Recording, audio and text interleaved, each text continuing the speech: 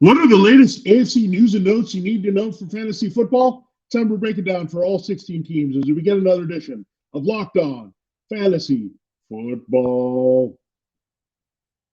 Are Locked On Fantasy, your daily NFL fantasy podcast. Part of the Locked On Podcast Network. Your team every day.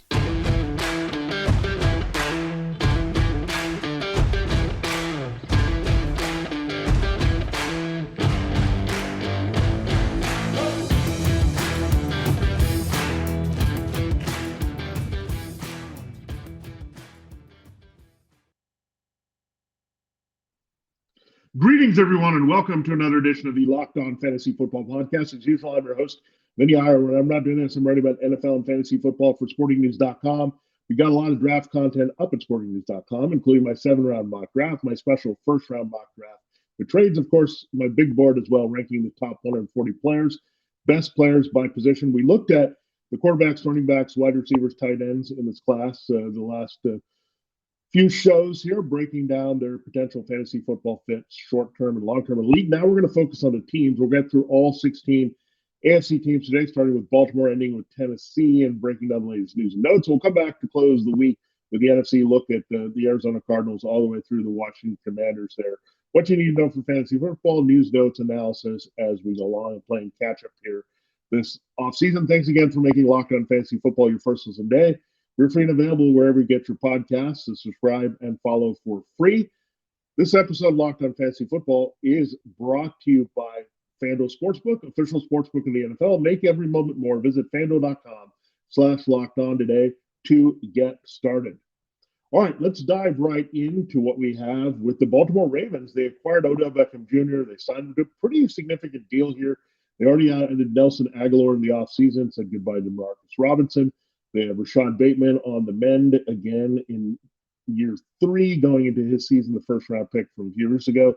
You have Mark Andrews at tight end, Isaiah Likely. So Beckham, we're not expecting more than wide receiver 4 right now. We're going to start there and see what his role is. Is it going to be Marquise Brown from a few years ago before they traded him? And that was part of making Lamar Jackson a little bit upset, the process of doing that. So maybe they're appeasing Lamar Jackson by making this move with Todd Monken, the new offensive coordinator, trying to get a little bit more 11 personnel, a little bit better at stretching the field, veteran presence there at wide receiver, as well as Aguilar to help Bateman here. So something to look at for sure.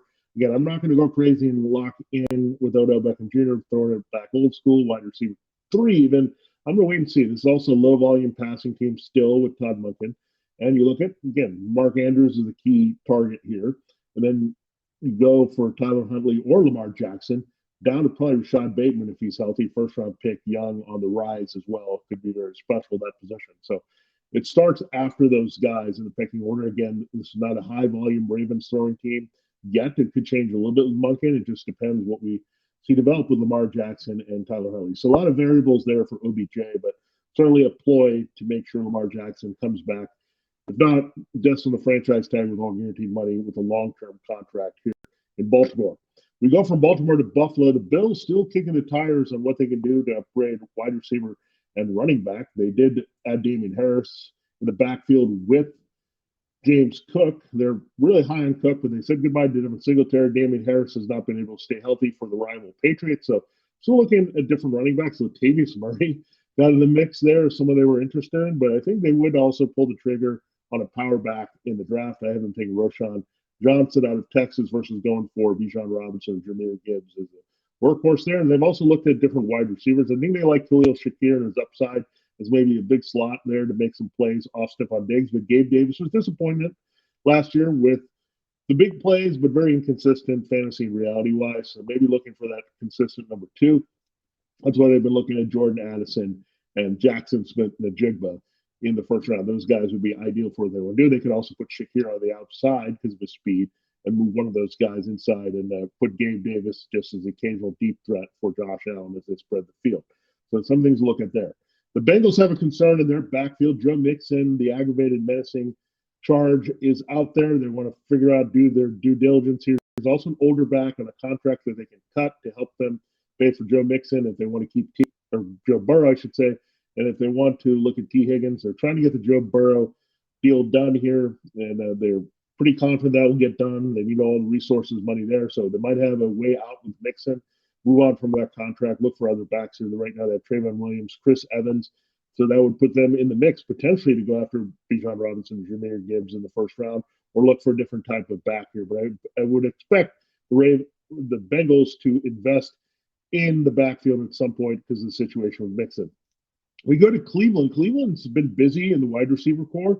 We know they already have one guy they can trust in Amari Cooper all over the field. They have Don Peoples-Jones, but how about Marquise Goodwin and Elijah Moore added to this mix? So trying to get some field stretchers, some guys who can make big plays after the catch, going downfield. Goodwin is a speedster. We know that still at his age. So trying to push the ball downfield a little bit more with Deshaun Watson. So that's why I really like Watson as a top end sleeper here in fantasy football that can easily shoot up in the top half of QB1s because of that action for the Browns at wide receiver. Speaking of wide receiver, the Broncos in a bit of transition potentially. Jerry Jeudy and Cortland Sutton, they've set her off the block, but that was before realizing Tim Patrick is rather healthy and looking good here to be a big factor. So Tim Patrick, very reliable. Remember, he got a contract extension as well.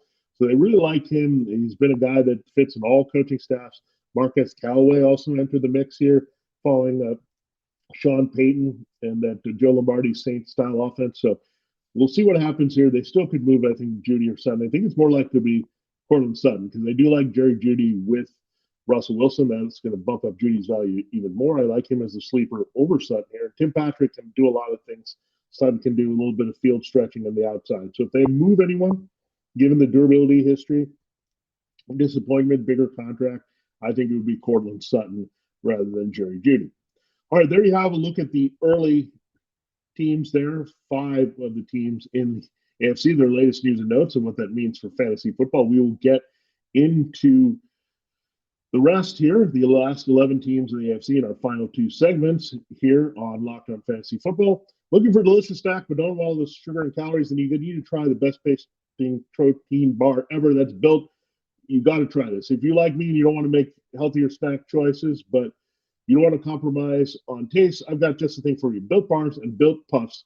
Built Bars are healthy and taste amazing. Seriously, they taste so amazing you won't think they're good for you. You got to try this. What makes Built Bars so good? Well, starters, they're all covered in 100% real chocolate. That's right, real chocolate. Unbelievable flavors also that they come in. Churro, peanut butter brownie, and cookies and cream. I'm not sure if Built keeps doing it, but these bars taste like a candy bar while maintaining amazing macros, and that's what's even better about them. They're healthy, only 130 calories, 4 grams of sugar, and a whopping 17 grams of protein. Now you don't need to wait to get your box. For years, we've been talking about ordering Built Bars at Built.com, but now you can get them at your local Walmart or Sam's Club while you can still get your specialty flavors at Built.com. That's right. Head to your news and nearest Walmart today. Walk to the pharmacy section and grab yourself a box of Built Bars. You can pick up a 4-bar box of cookies and cream, double chocolate, or coconut. And the cookies and cream and double chocolate bars, you can get the coconut puffs. If you're close to Sam's Club, run in and grab a 13-bar box with our hit flavors, Brownie Batter Puff and Churro Puff. You can always get them, and they're always available too. And you can thank me later because it'll be great to have Built Bars right there down the street from you. All right, it's time to continue the show here on Locked On Fantasy Football and break down the latest AFC news and notes you need to know from all 16 teams. We're the Houston Texans here. John Mechie looks like he's going to be involved here. They're pretty confident. Another Alabama guy playing for D'Amico Ryans, a former Alabama linebacker. Does that prompt them to feel better about taking Bryce Young at number 2 overall? Something to look at. Their only third receiving option right now behind Nico Collins and newcomer Robert Woods is Noah Brown. So you have to look at that. Wide receiver's an option. They could try to upgrade with the trade of Brandon Cooks to Dallas. So it's a lot of things they can look at there. So Texans definitely could be in the market for receiver early. Woods is pretty old here and probably on his last legs here with the knee injuries he's had in multiple seasons here. So something to worry about with him. And Nico Collins has been a big play threat, but different coaching staff, different mentality here. So definitely I think the Texans are still in the market for a receiver, but interesting that Mechie might be an option there beyond Noah Brown as their number 3. All right, let's go to the Colts. They're going to pretty much stick with the number 4 overall pick. It looks like they're really looking at all the quarterbacks here, which one could slide to them once the Panthers pick at number 1, the Texans pick at number 2. Cardinals taking offers at number 3. So the Colts are making sure that they're in line with all the quarterbacks. C.J. Stroud has been examined well. Will Levis has gotten a look here. They're looking at Hendon Hooker later. So Colts are really thinking about a quarterback with that number 4 overall pick. At our next team, it's the Jaguars. They added some insurance for Travis Etienne. I think he's going to be one of the better handcuffs in fantasy as he was in Cleveland. D'Ernest Johnson is there in the mix. So I really like how he's incorporated well in this offense. He's a good swing backup, can do a lot of things Etienne can. So he's going to have high demand there to back up Etienne. It's also good feelings that they feel pretty good about Etienne being a lead back because they got a guy that can do a little bit of everything behind him. The Chiefs made an interesting addition. He played with Mike Kafka, the former Chiefs quarterbacks coach in New York. It's Richie James. So he lost Juju Smith-Schuster in free agency. They're trying to make up for that fact. And Richie James could have some really good value here. He did for the Giants as their best man standing last year that was available. So Richie James, someone I'm going to watch out for, making some big plays for the Chiefs in a certain role. So something to look at there in Kansas City as a new weapon arrives for Patrick Mahomes. We go from Kansas City to another AFC West team, the Raiders. They did get Brian Hoyer. It's interesting. Jimmy Garoppolo, Brian Hoyer, 2 Patriots, the former quarterbacks, are now your 2 QBs there ahead of Chase Garber. So do they look at a quarterback? There's something to consider. They're also adding another weapon here. DeAndre Carter is in the mix. So you have him with Jacoby Myers and Hunter Renfrow and, of course, Devontae Adams. So interesting, pivoting away maybe from the tight end sets a little bit more, given they traded Darren Waller. Foster Moreau is on the shelf with a medical issue. They only have Austin Hooper and O.J. Howard that position. So maybe with the addition of Carter, who filled in nicely at times for the Chargers last year, is a little bit of a versatile receiver, they add him to the mix. So maybe spreading the ball out, throwing it quite a bit. We'll see if the Raiders want to invest in a quarterback now beyond having these 2 guys as a bridge, a pretty strong bridge when these 2 really know the Patriot system well. And they're also looking at Jalen Carter. So that might tell you they're going away from quarterback and they're seeing if Jalen Carter would be worth it instead of forcing it on a quarterback. And we have also one player that is trying to figure out what's going on here. It's Austin Ekeler. And with Ekeler, you're just hoping that he stays with the Chargers. It's a really good fit for him. There's not a lot of places and positions that are going to give him that free liberty. Of course, one of them would be the Broncos with Joe Lombardi, but they've got Javonte Williams on the mend. They've got Samaje Perine, so they wouldn't bring in him as another Melvin Gordon type move from the Chargers to the Broncos. So Austin Ekeler probably staying put here with Los Angeles in the Chargers backfield and still maybe having one great season left in him before maybe things go in a different direction for Keene and Ekeler. All right, last segment, we'll look at 5 more teams, including Dolphins, Patriots, Jets, Steelers, and Titans on the show. Thanks for making Locked On Fantasy Football your first listen today. Subscribe and follow for free, part of Locked On Podcast Network, your team every day. Another show that you should check out is with Damian Parson and Keith Sanchez. It's Locked On NFL Draft. They break down all the stuff for you as we count down to April 27th, the first night, the first round. So looking forward to that. And those guys do a great job on their show. Also, don't forget about Locked On NFL Scouting. We'll tell you more about that as well. But Locked On NFL Draft, Locked On NFL Scouting, Locked On Fantasy Football, going to get you all prepared well for the 2023 NFL Draft. All right. It is time to close the show and look at the 5 more teams we need to talk about. One is the Miami Dolphins. Tyreek Hill said he's looking to only play till 2025. We'll see if he's committed to that. But interesting there, if you're looking at him in Dynasty as a little bit older receiver, might make you think twice about keeping him too long and make a deal with somebody who's more maybe efficient to win now in that game. So something to look at there for sure. So Tyreek Hill, we'll see. He might change his mind. He's an interesting fellow for sure. He had a great season transitioning from the Chiefs to the Dolphins. So expect nothing less than Tyreek as an elite wide receiver 1 once more. Durham Smythe also got a nice contract for the Dolphins, so maybe they could be content not replacing Mike Gesicki, which would be interesting there. But Durham Smythe has been a good blocking tight end and can do a little bit of everything. So they might be just content with that role in Mike McDaniel's offense and stick to the receivers. So it could be good news here for Tyreek Hill. Jalen Waddle, maybe a little bit of Cedric Wilson in the mix there at wide receiver this season. The Patriots are not done looking at their backfield. Ramondre Stevenson is not going to get that full workhorse load. They're looking for a power complement after not re-signing Damian Harris. They could get that significant talent in the draft. There's some rumors they'll do that. So Stevenson and somebody else of top pedigree might form a 1-2 punch here in this Patriots backfield. So pump the brakes on Stevenson just having a dominant RB1 season. It might drop a little bit. As we know, with the Patriots backfield, there's always something going on, changing the values of players. And Ramondre Stevenson is not immune to that. Mac Jones is shopped in trade rumors. Looks like the Patriots are content keeping him at quarterback right now. I think the biggest thing they need to do is upgrade the offensive line, also look at wide receiver as well to continue to improve that offense. The Jets, Breece Hall looks on the way to being fully healthy for the season. Great news for that. If you're in Dynasty and hoping that Breece Hall can have a big year two after flashing big time in year one before tearing up his knee. So it looks like he's on track to be healthy for the Jets. And another indication they're getting Aaron Rodgers, Tim Boyle signed. He was a former Bears guy that was in the Luke Gentry system, which was the Matt LaFleur system, which is now the Nathaniel Hackett system. So Tim Boyle in the mix for the Jets also suggests that Aaron Rodgers is going to be their number one quarterback. All right, we go to the Steelers. Offensive line continues to be a priority. That's what they've been focused on. Defense, short up things in the front. And then you look at Isaac Samalo. That was a good pickup from the Eagles. I think they'll be in the market for either Peter Skoronski or Paris Johnson Jr., maybe even a Broderick Jones in the first round of the draft to hold things down on the left side, replace Dan Moore Jr. in front of one Kenny Pickett. I think he can have a breakout year. I think they're definitely going to focus on shoring up left tackle here in the draft. And finally, we go to the Tennessee Titans. They're a bit of a wild card with the quarterbacks in the draft. Could they trade all the way to number 3 with the Cardinals? Keep in mind, there's a Cardinals-Titans connection with the GM there. So that could be a move that we see. 2 new GMs, maybe eager to do something splashy. The Titans maybe going up for a quarterback, not looking at Malik Willis or Ryan Tannehill as the answer here.